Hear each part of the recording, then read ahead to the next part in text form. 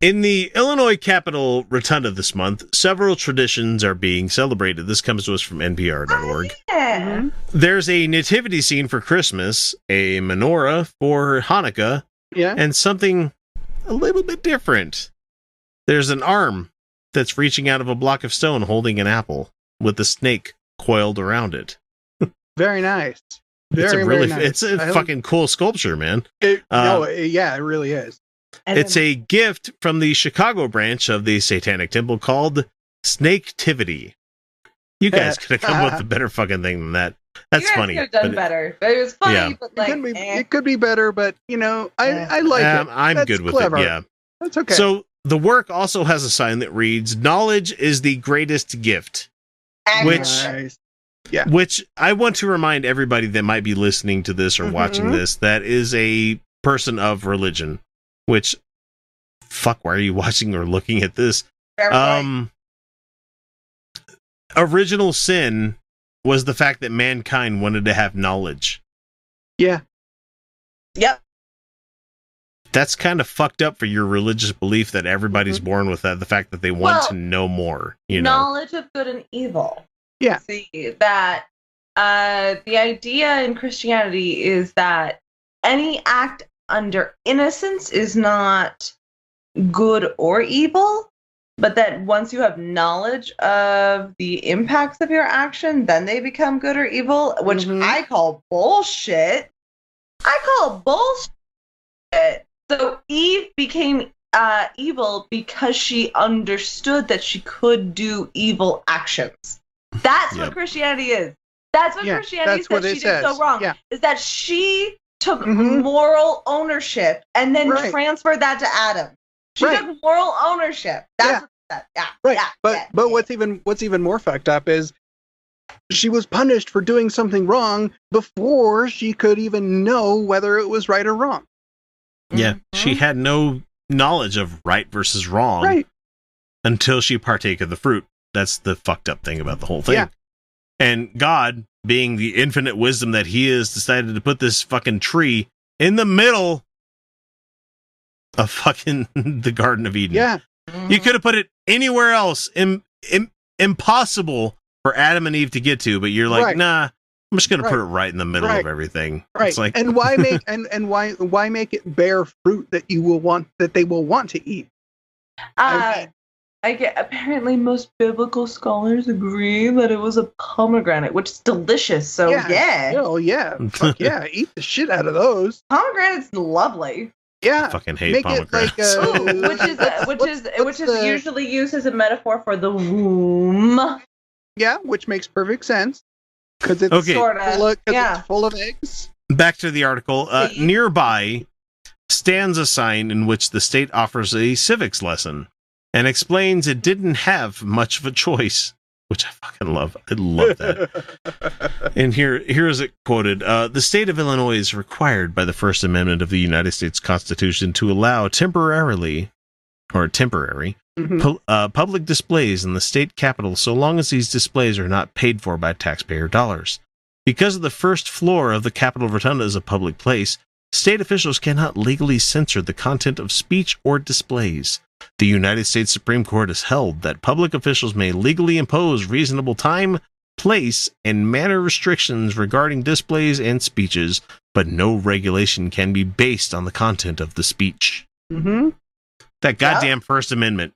That free speech that you guys fucking hate all the goddamn time. You have to allow the Satanists. So I don't love the sculpture. I had a hard time discerning what I was looking at. It's understandably, it's. I mean, not to say that all sculpture has to be easily understood, but like for what they were going for, I was like, wait, what? Yeah. So that's just a criticism, gentle criticism of the sculpture itself. I didn't get it, and not all art has to be obvious, but maybe if you're going up against the nativity, you go for more obvious. Just a thought. Like, and to that, I have to say, art is fucking subjective. That's all I have to say. That's it. Like, I'm not saying you're wrong for putting it up. Like, please put it up. I need to find a better picture of it. As I looked at it, I'm like, that's a pretty fucking cool sculpture, because I like the fact that it's an arm reaching out of an obelisk of like stone and grabbing a fruit with a snake wrapped around it. I'm like, it's fucking obvious symbolism. But also, what I like about it is that it's mainly installed only to, which, as card-carrying members of the Satanic Temple that Kyle and I are, Felicia, I don't know if you are. Mm-mm. Okay, so card-carrying members of the TST is that we're doing mostly a lot of this just to point out the hypocrisy of Christian America. Yeah. I support them. I just can't afford it. No, it's free. to just join us, yeah. Yeah, to just join is free. So, okay, so let's see. What it says here is that in a GoFundMe campaign to raise $1,500 for the display, the group explains the mission. We don't need to hear this. The group has installed similar displays in other states in recent years. A more snake-prominent version of the display has been part of the holiday scene on the lawn of the Michigan Capitol, outside of the Arkansas State Capitol in August. The temple presented a statue of a goat-headed creature named Baphomet, which we already know about, flanked by two children looking up at him trying to gain knowledge, to protest a display of the Ten Commandments. And Jason Rapert has been fucking mad about that ever since. Yeah, he has. But that's okay. Now, despite its name, according to this article here, it says many of the Satanic Temple's activities demonstrate a particular concern for fighting, or at least revealing, the influence of religion in public life. And satanic sculptures have so far been effective legal strategy for making its case, pointing out hypocrisy, Right. Let's see, there's a little bit more here. It says the temple has taken steps to protect its trademarks, and it's going to go into the lawsuit that it had with Netflix about Sabrina the Teenage Witch, and which they settled. They settled that. Yeah, I figured it would be amicable. Because I'm pretty sure they did not know that there was a copyrighted thing. I'm pretty sure they thought that was just like a mythical thing that the Satanic Temple was using. Fair enough. Like, they do tend to use a lot of mythical iconography. Yeah.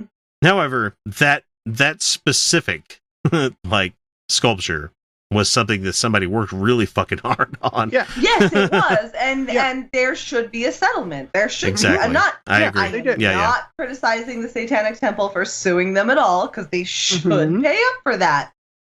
They did not know that they were using a copyrighted thing, which is fine. It's fine. Or even if it was settled amicably. So yeah. Now, keep in mind that in 2008, a Springfield man got permission to install a quote-unquote Festivus pole in that state house, inspired by the holiday celebrated by the Costanzas. Look, if I can't invert on it, I don't give a shit about that. Now, let's talk about the airing of grievances that we're going to have around this fucking pole this year, goddammit. Which was the funniest part of that whole fucking scene. Where it's like, now the feats of strength, who's going to pin me in wrestling? Which is funny to me. It's like, upside down? Because I can. Which is great. Like, let's have the statue on the grounds, but let's also make this a conversation that has to happen between people. And they're trying. God damn it, the Satanic Temple is trying to get people to talk about this stuff. Yeah. Because their war on Christmas is absolute bullshit. So no one cares. Like, come on. Atheists celebrate Christmas. I celebrate Christmas. Do you guys? Yeah, absolutely. Yeah. Because guess what? It's a secular holiday. Yeah. Except for the fact that it has Christ in the middle of it, Yeah, we didn't choose the name. Yeah. I celebrate Yuletide. How about that? Or I mean, we call it Christmas because it's just the same day, but it's the same. Like, I celebrate Yule. Oh, and I annoy the shit out of everybody in my family. I'm like, hey, dude, what do you want for Xmas? It's my holiday. It's about the day more so in my family, rather than there's no religious overtones, none. It's been dead Since I was 6 or 7, there hasn't been any religious overtone going. None. Agreed.